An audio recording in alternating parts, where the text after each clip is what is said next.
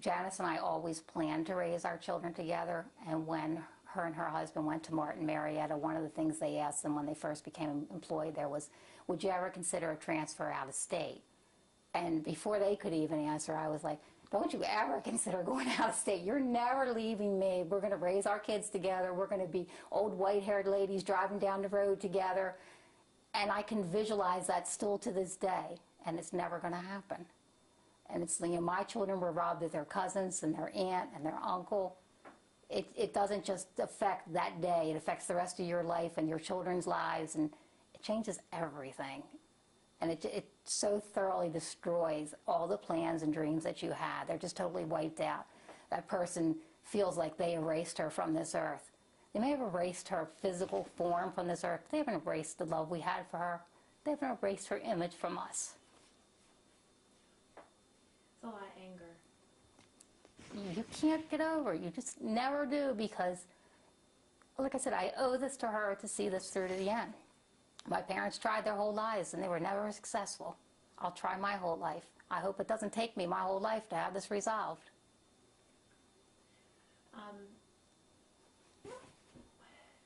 If I, if my face were, the killers, if you could look me in the eye and if this was the person that had done this, what would you want to say to them right now? More than anything, I want to know why. Because my sister was such an innocent person. She was, beautiful, intelligent, shy, kept to herself. She never hurt anybody. Why would somebody hurt her? Why did somebody feel the need to come into her world, into her sanctuary, and destroy her whole life, and destroy her family's life? Take her life, take that baby's life, for what? What did they get out of it? And I'm sorry, but they need to pay for it. Is there anything else that I'm missing that you wanted to say, or? No, I really can't think of anything else. Somebody out there knows something, and all I can say is I just plead with the public. If you've seen something, you've heard something, even if you're not sure, it might shed some light on this case. Maybe it's not enough in your mind, but it may be enough for the detectives to finally bring a conclusion to this, to finally give us some peace as a family, and to let Janice finally rest in peace. Well said. Okay. You ready? Okay, I'm ready. My in-laws had the same chest. Yeah. They both just died of cancer. Oh, God. They're the same thing. I'm sorry.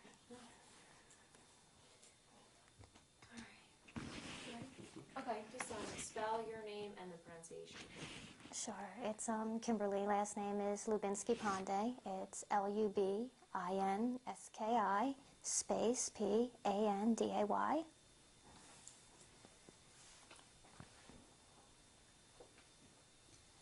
Okay. You ready, Preston? You're good? Mm-hmm. Okay. So you were only a toddler, a real small baby when your aunt died. Yeah, it was a year, well, it was a month before I turned a year old when she was killed. Explain to me what it's like growing up in a family, uncles, aunts, cousins, who were really dealt with an extreme tragedy. Was it something that was talked about a lot? Did you always hear a lot about your aunt? Most definitely. Just because she was no longer here didn't mean that she was forgotten. She was still very much a part of the family. It was as if she was still alive. She was very much in conversation. You occasionally would see your mom and your uncle on TV just pleading to the public for help in solving the case. So I knew at a very young age what had happened. As a young child, you become very confused, like, why did something so bad happen, especially when all you hear is good things. From a very young age, at that point, you don't trust anyone. You don't even trust your mailman. You don't trust the man in the ice cream truck. You don't trust your neighbors. You don't trust anyone. Because what if that was the bad man that hurt your aunt? As a grown married woman now, I remember telling my husband when he asked me to marry him, I was so happy and said yes and all, and he said, that he would love me and cherish me and, never do anything to harm me. And I said, yes, I love you too, but just remember one thing. trust is something you earn over time. You'll never have it 100% because too much has happened to my family with my aunt's death that you can't trust anyone. You really can't. The only person you can trust is yourself and God. I honestly believe that. And she was my godmother, and I still feel that even though it's just a child, I have a very strong connection to her. And it's hard. I think about her every day, and I feel like, almost like I have known her my whole life, which unfortunately I was robbed of really getting to know the real her. So. Well, it's nice that your family keeps, letting you know who she was so you could get to know her a little bit, right? Exactly. Why, obviously, if you feel a strong connection for her, has that been something that's been sort of driving you to really start revamping up the fight to find her killer? Most definitely. I think the connection in which I feel to her and the fact that I watched my grandparents religiously fight for her and never give up on her case or even her memory. And I was very close to my grandparents who have passed, and I owe this to her. I owe this to them.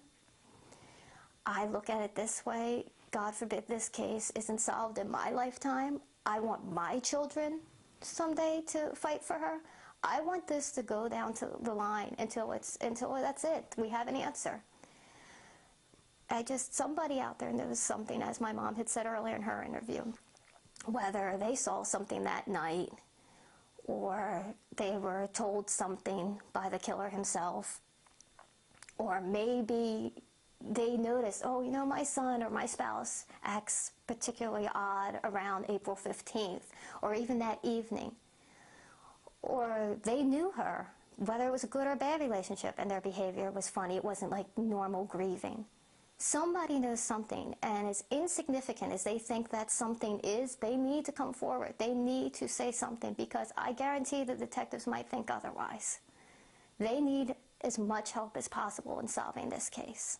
And this family needs closure. It's not fair for even me at the time to be an infant to 25 years later to still have so much anger, to learn not to trust anybody your entire life.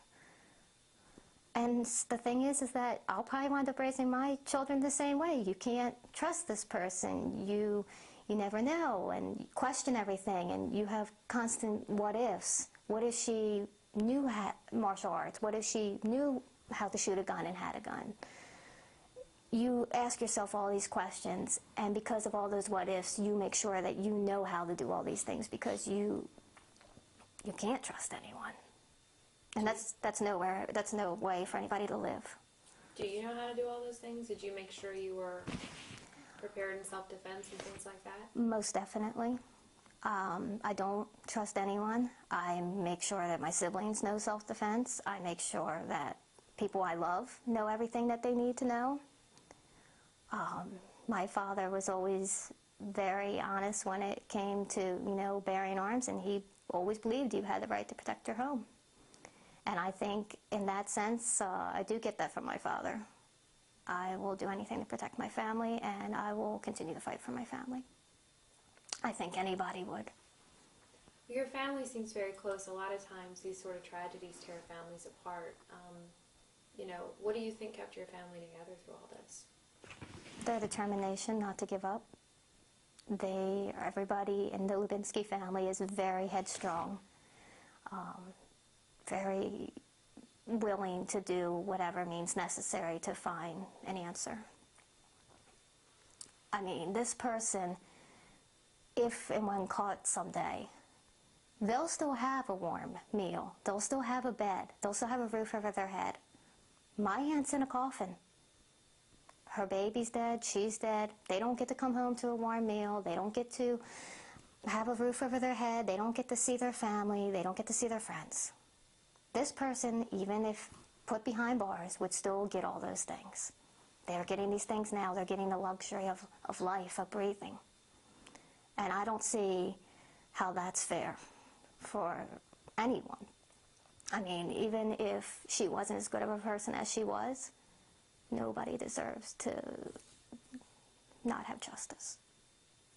If you could say something to that killer or that, friend who maybe they told, what would you want to say? Put yourself in our shoes for a minute, and I guarantee you it won't even take that full minute for you to realize that you holding this secret is helping them. It's making you just as guilty. What if it was your spouse, your child, your parent, somebody that meant everything to you, and they were just taken away? Look at your child, look at your parent, and imagine them in a coffin and see how it feels. Because I'll tell you right now, it is the worst feeling you can possibly imagine. And then maybe you'll find it in your heart to do the right thing, because I believe everybody, no matter what comes over them at a point of time in anger, they still know right from wrong, and they still deep down inside have a heart, they have a conscience, and they'll eventually, hopefully, do the right thing. Okay. I think we're good. I Thanks. think that was perfect. You guys are both